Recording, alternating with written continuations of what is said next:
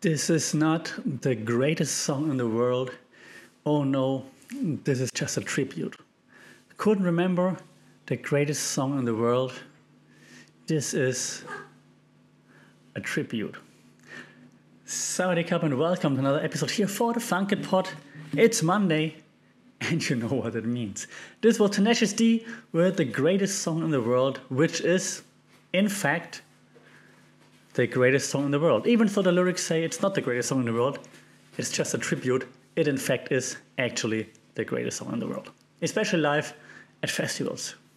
Rock im Park, Rock am Ring. The D. Alright, so another, and you might hear in the background, that's my cats, you're used to it by now, the background noise. Another week, another episode here for the Funk It Pod, and let me get my magic iPad over here to see what we're all going to talk about today. So, first things first, I'm the realist. Who sang that? First things first, I'm the realist. If you tell me who sang that, you'll get a virtual high five. All right, well, we always start with some live talk, so to speak. What's happening in life, in the world, and so on. And right now, actually, I did note down a few things that I wanted to talk about. Because, well, if you're actually watching this thing on YouTube, why are you watching it? But if you're watching it, you might actually see that the hand that I'm holding the iPad with has a tattoo on that is still healing. It's still like shiny and stuff. If you're not watching, if you're listening, which I would also understand because it's a podcast, so why don't you just listen to it? If you're watching, keep watching, it's great. So I did get a new tattoo actually last week, almost a week ago now, last Tuesday. It's Monday at the time of recording. And it's on my forearm for those who don't see it, right? And I have a tattoo on my left forearm already, so I figured, well, that didn't hurt, so it's not going to hurt that much. It's like more intricate, more detailed now, and I might explain it at some point what it means, but it goes down a little further towards the hand. And oh my lord, that really hurt. I did not expect that to hurt that much. It took like 6 hours, the tattoo overall, and it hurt right away. But the last hour, like down there close to the hand, was really tough. And then we did using some color as well, which was also like quite painful because I had to go over it and over it and over it again. So boys and girls, tattoos hurt. Just in case you didn't know, tattoos hurt. Okay, now that this is clear, more later. If you're looking for a tattoo artist in Bangkok, I can obviously recommend this one. It's called Reminisce Tattoo. It's also on my Thailand website, mythai.org, my-thai.org. Just search for tattoo, then you will find it on number one. Reminisce Tattoo. They say Sasha sent you. He's gonna be happy. He's got a cool cat in there too. Like there's a cool cat sitting in the tattoo shop. He's kicking the cat out while doing the tattoo to be clean and everything, obviously. But if you go there for like just to talk, just to plan everything, then you can chill with the cat, of course. Pretty cool cat. Huh. What else? Yeah, well, as I mentioned, like a week ago and also 2 weeks ago, like back in the dating scene, and oh my god, it's still terrible. I still hate this. Hey, how are you doing? Oh, that's so awesome. Oh my god, that's so cool. No, you're doing what? Oh, wow, that's so fun. Yeah, cool. Yeah, I have like 1,000 unread messages. Okay, I'm exaggerating. Maybe 100. I just can't be bothered. It's and also IRL in real life. It's also like, hey, so nice to see you, to meet you. What are you doing here? Oh my god, that's so cool. You're what? You're a manager of what? That's so awesome.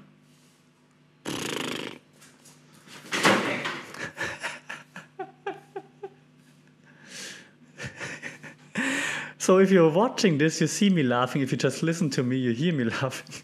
My cat just came running in and tried to jump on the desk that's like behind the camera, but she just crashed into the desk and then just fell back on the ground. She's okay. She's clearly doing some stress relief now on her cat toy in the background, and the other cat is coming too. So they're okay, but it looked just hilarious. Like, you're supposed to be elegant. Now the other one jumped on the desk onto the window and now climbs inside of the air condition. It's great to have cats. It's awesome. Okay, that's it. Second thing that I had in this week, or the third thing actually, before we go into the topics, is some landlord issues. And it's all fixed now, but it was some intense days of texting back and forth, and then we finally resolved it by calling, which is probably a better idea. I just hate calling, to be honest, like, because I rather have things written down, because then you can say, hey, 2 days ago you said this, that's why I'm saying that right now. But in Thailand, that's not always the best way of communicating, because people change their minds like on a whim, and like if you're talking nicely in a day, they're like, yeah, everything is awesome. So it's all resolved, it's all good. But like those few days of like intense texting, I was really upset, because I hate confrontation, and if I have to be confrontational because I feel like I have to, like someone's trying to take advantage of me or something, I just get really mad, and it follows me around for days, for nights. I can't sleep. I'm just like all riled up. I hate it. And right now, because I have the new tattoo, I can't really do much exercise. I shouldn't be sweating too much, right? After getting the tattoo, I shouldn't do like any weightlifting until it's healed. So all I do is just like walking right now. Right now every day is leg day, and then I'm just walking around a little. So I have this energy that needs to go somewhere. And then dating doesn't go anywhere, so this energy is still there and doesn't go anywhere. So but it's all settled now. I'm happy. They're happy. We're all happy. Hey, everything is awesome. Whew. All right. That's it from my banter. So thanks for listening. That was saves me from the psychiatrist. Now let's talk about all the topics we want to talk about. And like the first category I always talk about is MMA, right? Because I'm really into MMA, obviously. And by the way, and I'm not making this up, like today's Monday, Friday, so 3 days ago, I saw a guy in a train here, in the SkyTrain, which is like the mode of public transportation in downtown Bangkok, in the SkyTrain, and this guy was wearing a rash guard in the SkyTrain. Like in downtown Bangkok, like in the shopping area of Bangkok, like there's no jiu-jitsu school somewhere close, like not in walking distance or anything. So he was wearing a rash guard, a venom rash guard, obviously, in the SkyTrain. So I'm sure he trains UFC. It was a bit weird. Like he looked fit though. So I mean, I'm not making. I do make fun, but not fun of like him not. He might even train. Maybe it was John Danaher. But if you're not John Danaher, you shouldn't be wearing a rash guard in public, and he was wearing a venom rash guard in public. Anyways, let's talk MMA and all those things. So we just saw the UFC Vegas. What was it? 58. RDA versus Fizzy, and that's how he should be called from now on. Fizzy, Fizzy, Fizzy. Can't you see? I think RDA, and I got some flack for saying this on social media, but I think RDA didn't look that bad. Did he lose 3 rounds? Yes, he did. But it's not like he got completely shut out. Or, I mean, he did what he set out to do, I guess. So, I mean, obviously not exactly, because he would love to have dominated, but I think he did well enough. I mean, Fizzy was winning, obviously, but I think RDA did a good job, especially in the 4th round. And who knows how the 5th might have played out if he would have gone past the knockout right after the restart. Right? So I don't think Fiziev outclassed him dramatically. He was winning, yes, but I think RDA looked okay, and he probably wins against lots of other still fighters in the division. So I don't think it's like he has to retire or anything like that. I just like RDA. But of course, being based in Thailand, I'm obviously always rooting for Fizzy, who fights by the way of Phuket, Thailand. So he's basically one of us here. So Fizzy D-Mark, Nakap D-Mark. we're all proud of you. Congratulations. Congrats to Bang Tao Muay Thai. No, to Tiger, not Bang. I mixed up. He's a Tiger, I think, right? Congratulations to Tiger Muay Thai for sending on for preparing Rafael Fiziev that well. So congratulations, Fizzy. Come back here and then get your nose fixed in Phuket. They have good hospitals there. Probably Bangkok Hospital. They have good hospitals there. All right. Yeah. So story wise, right? So we're not just reviewing fights here. So story wise, where do we go? RDA. I mean, lost but didn't lose, like not outclassed. So anyone that's around rank 10 or so, I think is still a good fight for RDA. 10 to 15 or so. Fizzy now looks up. The Nadal call out was like kind of funny, but kind of botched. So, but I get the idea. So the idea was there. So that was fun. Then he called out. Actually, he asked for Justin Gaethje. So like, it would be a fun fight. Who's like the better fighter with blonde hair? Okay. Well, I think he should fight Conor so that Conor can land his spinning roundhouse axe kick. Other than that, yeah, I mean, decent call out. It was just not that well done, I think. But if I'm Justin Gaethje, though, do I want to fight like an up and comer like this? Because if you beat Fizzy, doesn't propel him back into the title picture. It's like, okay, you beat the guy that's coming up right now the ranks. Yeah. So I'm not sure if Gaethje would take it, but it would be a fun fight, obviously. They asked Fizzy like who has better kicks, and he's like, Gaethje has shit kicks, but he's got power in his hands. Nice. So some trash talk there. So maybe that gets Gaethje to take it. Storyline wise, not much to build, I think. So I don't think it would be like a. It's hard to say. I mean, Gaethje is a star, of course. Fizzy is not. So I mean, it could highlight a fight night, but does Gaethje go back to fight nights? I don't think so.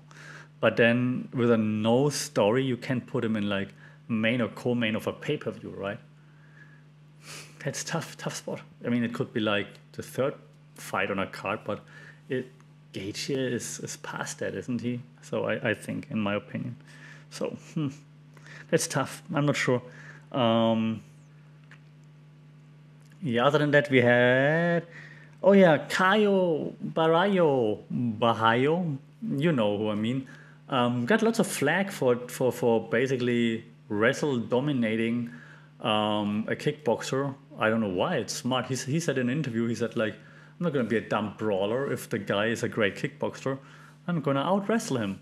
Fair enough. I have no issue with that. Was way more active than Izzy. Sorry.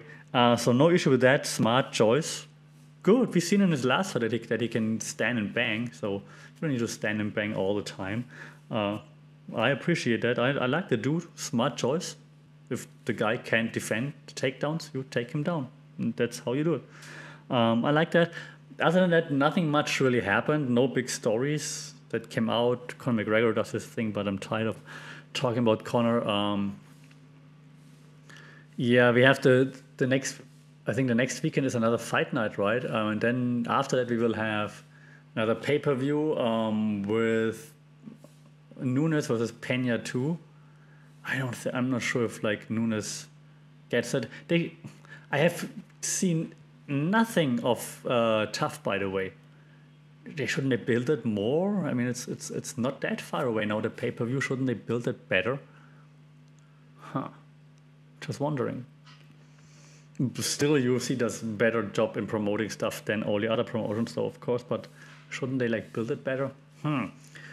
There's also Anthony Smith against Magomed Ankalaev, right, on the card. I'm gonna be curious to see how Anthony Smith is gonna do there after all the talk on the podcast. But we will talk more about this once that comes closer, of course, and we will also analyze the media build-up, because so far there's nothing. So this week is a bit on the low side in regards to MMA media. It's nice to note that Morning Combat is back to normal, so no more drunk Luke Thomas, which is nice. I appreciate that. They're still referencing it once in a while, but this was really terrible. This was the worst MMA show ever.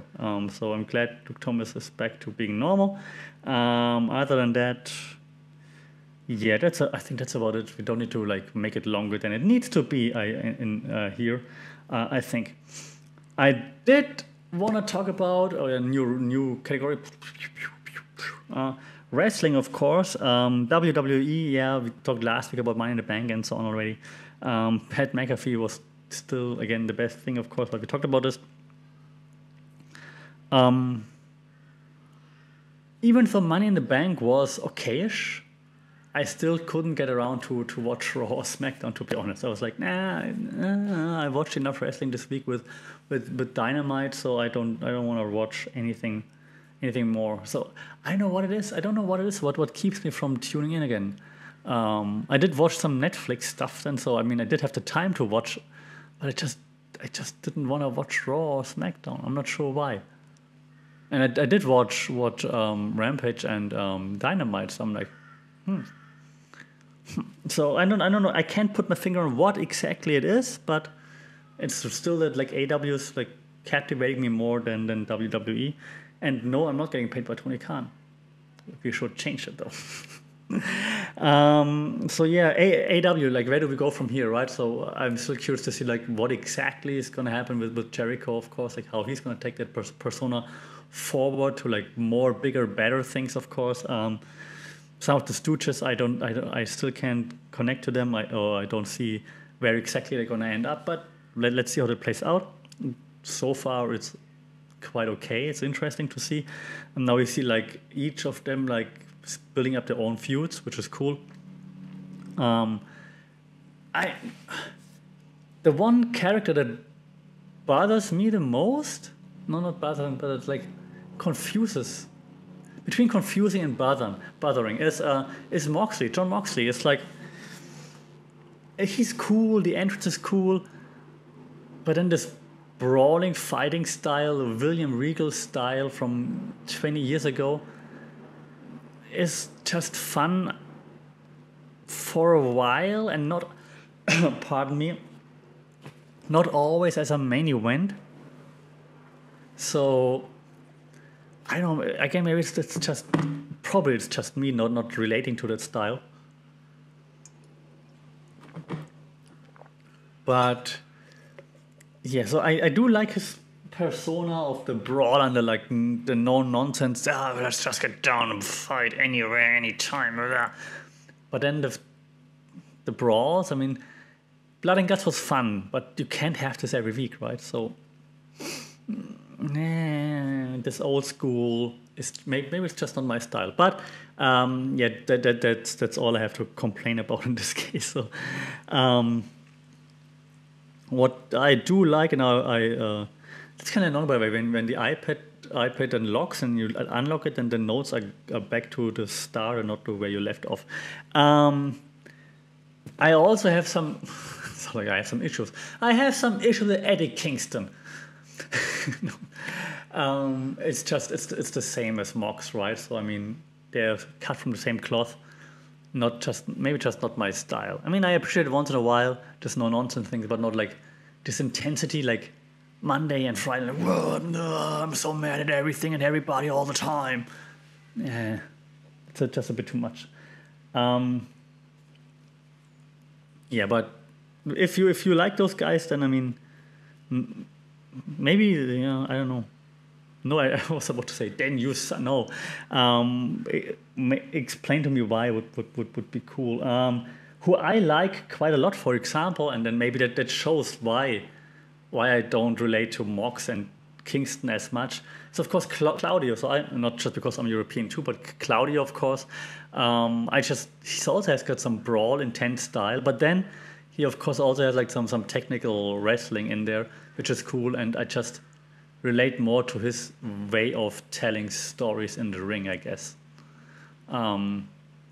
He also like sometimes things with a smirk, and he's like, "Ha, gotcha." So maybe that's also just what I like a bit more than just always this intense, angry that Mox and Eddie Kingston have. I guess that's just what it actually then comes down to. I would assume. Having that said, I'm really curious to see where Claudio is going from here, of course.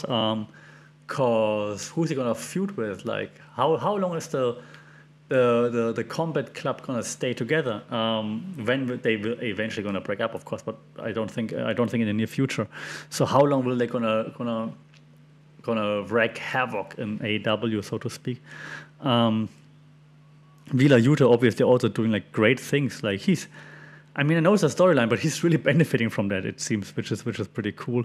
So I'm looking forward to seeing like where Claudio goes from here, how this story develops, and I'm always looking forward to like what's the next layer that Wheeler Yuta is adding on, and like how he's going from there, and how his personality is going to change, and how his style is going to change. And what I'm really looking forward to is, of course, Miro calling out Alistair Black, Malachi Black.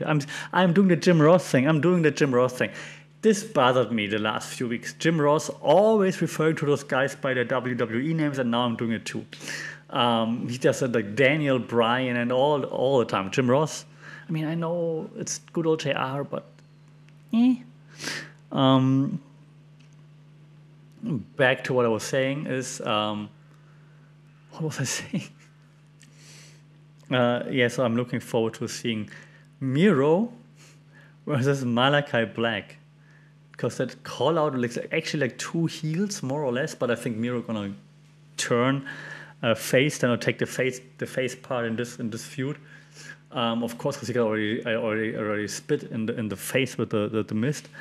So that's gonna be fun, like, because they both have like also intense styles. They have like intense ways of cutting promos. So this should be fun, and I obviously hope Miro takes it. Game over. So that would be cool.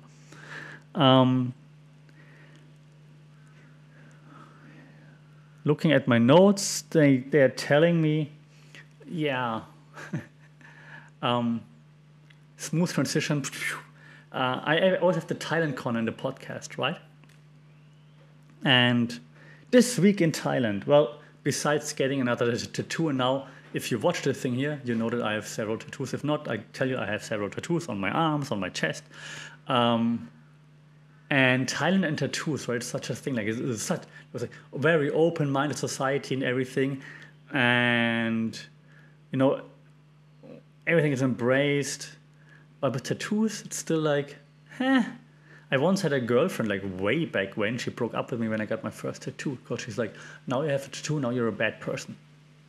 And like this mindset is still very much prevalent in many areas in Thailand. I work in higher education, as you know if you follow the podcast, and sometimes colleagues also look at me like, even if I wear like, I don't wear like this, I wear like a dress shirt or even a suit or something, but then if it's hot, of course, I move my sleeves back, for example, and people sometimes look a little bit weird. Whatever. But yeah, so those stereotypes and this behavior is still prevalent here in Thailand, very much. I had a girlfriend once, and her grandma that she lived with hated me for being a foreigner, because the foreigner take all the jobs from the Thai people, and B, for having tattoos. She's like, that's a no-go. Like, it's a foreigner and he has tattoos, no-go. It's an ex-girlfriend. Not because of that, but it was just always very, very nice to hear. Like if the family of the person you're dating just hates you just because of who you are. Like, hey, that's great. Thank you so much. Well, then it's also rainy season, which you might hear right now, because if it rains right now, it rains like crazy, and then no wall is thick enough to keep the rain away. So you might just hear that right now. Awesome, I know.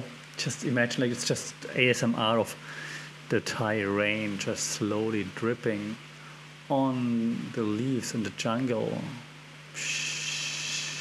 And now that you have to pee, I'm following this up with, of course, tattoos also affect the job sometimes. So when we have like work evaluations and reviews, and if I meet the committee, the university committee, that then decides whether or not I get like a pay raise of like 3%, I have to, like, they recommended it sometimes that I should wear like a long sleeve or a jacket or something. I'm not doing it, but they did recommend it to me a few times. Oh, and then happening tomorrow. Today, the day of the release, if you're watching this or listening to this from Thailand. If not, then it's tomorrow. The match. If it's a friendly match between Manchester United and Liverpool in football, soccer for the Americans. Both teams just come over here to sell tickets for a shitload of money, like freaking expensive. No, not just Thai prices, but for like really expensive, like really expensive, like a month's salary expensive for the average Thai person. That's how much a ticket costs to that event. It's just insane. So they're playing tomorrow. Not with Cristiano Ronaldo, who's not here, of course, but apparently everybody else is here. It's a friendly match. Who cares? It's like pre-season, so nothing's going to happen. But it's advertised here everywhere from the sponsors and everything. It's the match, the red hell, because they have red jerseys. Yeah, whatever. Just so you know, like whoever goes there is probably part of the super mega upper class. So congratulations for being able to afford tickets that cost more than the average person's salary in Thailand. You go, people, you go. That's it. What I have from Thailand. I also have the cat corner, and now, of course, that I talk about cats on a podcast. Now and I look behind the camera. Now you're tired. That's my black cat. There's Snooze sitting on the desk now. Finally, not crashing against the desk, but she made it onto the desk. Good job, Snooze. Leaning against the window, which is slightly open, and then she's just gonna fall asleep there any second. Yeah, the eyes are closing right now. Ah, yeah, now you're cute when you're asleep, right? And the other cat, I'm looking around somewhere in a different room, spooky. Yesterday when I came home, and then I came back and was looking around like, where are the cats? And then I walk into one of the rooms, and I see that the wardrobe, the closet, is like a little bit open, like just a little bit. Like, why is the door a little bit open? So then I go there and I open the door and I see one of my cats, Spooky, sitting inside the wardrobe. So she must have opened the door, jumped up in the door with the window, whatever, closed again. And she was sitting in there, just sleeping in my closet wardrobe, which was kind of cute. What's also kind of interesting, what I realized like more and more, and by Snooze, it's just like the different characters. Even though I had them since they were very little, for now almost 2 years, they're so different.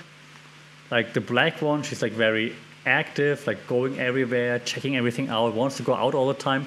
The white one likes to go out in the evening when it's calm and when there are less people. Then she likes to chill outside and goes out. Otherwise, she likes to chill. When I open the door, she just goes out and chills in front of the door, doesn't go downstairs, likes to chill on the balcony, but doesn't like the noise, the people, whatever. And so that's kind of interesting. No matter how crazy they are, though, at night they always come because then they want to cuddle, or at least they want to be close, which is nice. Also, like right now, I have a rather big apartment right now here with 5 or 6 rooms. Not bedrooms, but like rooms in general. And no matter where I am and what I do, hey Snooze, they're always not far away from me, which is kind of nice, of course. That's how cats are, but just for not cat people, that's why cat people like them, like their cat so much, I guess, because they're just always, even though they say like independent, we don't need you, but they're always very close to you because they like you, which is nice. Again, we'll have, because last week I couldn't do it because of the tattoo, but tomorrow we will have a cat day where we all go out to the pet store and find some snacks or some toy or something, because we haven't done this in a while. So I will report back on how this goes. Follow us on Instagram at Spooky Snooze. One word, Spooky Snooze. All right. This topic that I always talk about in the podcast, the media corner, right? Talk about the media. Last week we talked about agenda setting and so on. And I'm still thinking like how to structure that. Like, should I make like separate videos on like different media theories? Should it be part of the podcast? And while I'm thinking about this, and while I watch and consume different kinds of media, I don't know why I came across like all those late shows again, those late night shows like Colbert, Trevor Noah. And I have to admit, I used to like it for a while, like years ago. And now I cannot sit through an entire episode of whatever it is.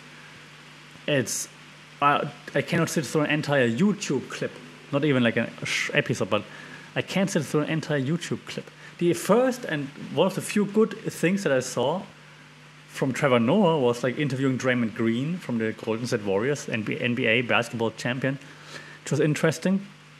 Other than that, it's just a pain in the ass because you see exactly what they're planning to do, like the narrative that everyone is trying to spin, which is really sad. And now I'm not hating on the liberal media because I'm sure right-wing media does the same thing. I just don't see it because I'm even less connected to that than I am to this apparently. So it's just so annoying. So now every time I prepare something, I'm like, I'm so annoyed. But we will definitely start this starting August. And also the new semester starts at my university, so I'm going to be talking about those things all the time. So then I'm going to bring more of this also into the podcast, like media theories. Why does the media do what it does? Like different channels, why do they do what they do? What's the purpose behind it? And all those things. Yeah. Right now I'm just in the stage where I'm just always mad, but I'll try to. It's semester holidays right now basically, so I will try to. Control my emotions and just prepare it better for the next or the one after. Once August starts, then we will talk about media stuff in detail. Last thing then for this short podcast today, because my tattoo it's really itchy by now. Like a week in or almost a week in, it's itchy AF. The last thing then, academics, because I always give like a quick update on like academic stuff.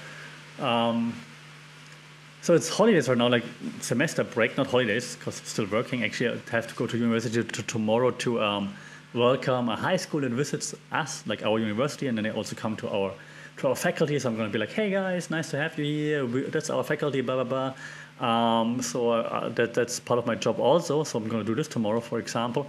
Doing lots of research right now as well.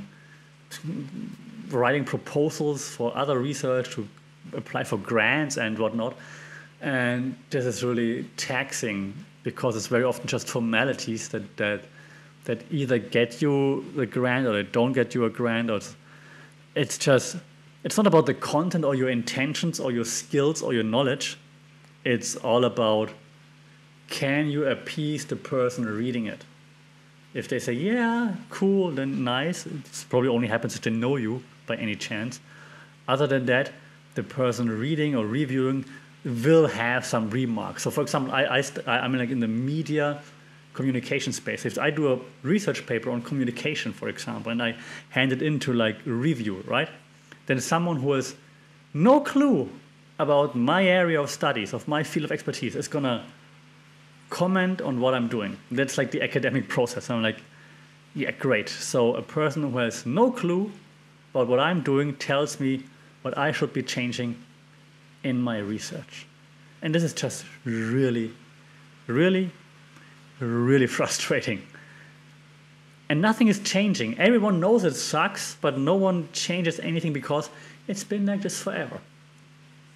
And that's why I hate academic conferences, academic research. I'd rather go to conferences that are marketing conferences, for example, professional communication conferences, PR conferences, not academic conferences. Problem is, universities, they only acknowledge academic conferences for your work KPIs or what they pay for, whatever. So if I go to other conferences, like I was, for example, like years ago, I was speaking at the biggest conference in Germany, for example, at Republica, which was awesome. I got really excited. I'm like, that's a great conference. I love it. Oh, awesome. Back then it was better than, back then it was a big deal. And my university was like, yeah, that doesn't count to your KPI. Like, there are more people talking about stuff that happens there than at an academic conference in Thailand in some hotel where there are like 20 people, but that counts. And anyways, so you see what are the things that bother you when you're in academics. Last thing, today students can start signing up for classes. My class already full, one of my classes. And now some students, they ask me if I can add more seats so that they can take the class too. So now I'm thinking, yeah, I want to be nice, but I can't just open up for like 100 people because we still want to have like this intimate experience, and I work with like real companies and whatnot. So now I try to figure out like, can I give them some pre-work so that students can show that they really want to be in the class, and if they finish that pre-work, then they get one of the extra seats, and if they don't, then they don't. So that's also what I'm trying to figure out today, like what to have them do, what should they be doing, like how do I give those extra seats, and so on. So that's just a few things that academics have to do while they are actually, while you think we are on holidays. Okay, that's it for this week though, because now my tattoo is really burning. I have to clean it a little bit, hold it into the fan or under the air condition, and put some Penaten or Bepanthen cream or whatever that's called on it. So thanks for being here as always. Thank you for, now both of my cats, by the way, right next to the camera, one sleeping on the desk, one chilling down here on the carpet. So I'm gonna cuddle them first before I take care of my tattoo. Thanks for tuning in. Don't forget to like, share, subscribe to the thing because it's really helpful. Ideally, you would also rate it because then more people can find it, and then we can have bigger, broader discussions with a bigger audience, and everybody benefits from that. That would be really cool. All right, thank you so much for that. As always, stay safe, take care. I'll see and talk to you soon. Sawadee Krap.